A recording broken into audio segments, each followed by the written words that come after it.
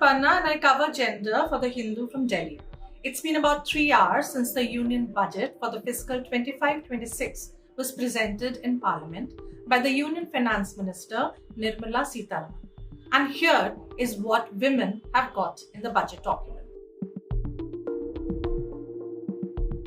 Now we must look at the budget from the prism of women having emerged as a key political constituency for almost every political party. In all the recent elections and including in the upcoming Delhi Assembly polls, all political parties have promised major SOPs for women. The budget, however, focuses on enhancing the financial independence of women and providing them an enabling atmosphere to work.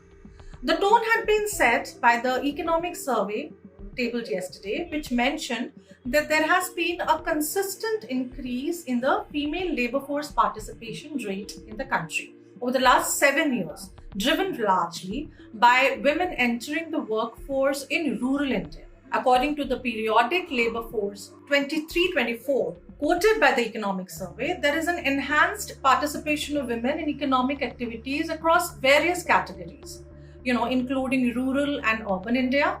This increase in what is called the FLFPR can partly be attributed to capturing female workers' unpaid work by the PLFS survey. The FLPR has increased over the last 7 years from 23.3% in 2017-18 to 41.7% in 23-24.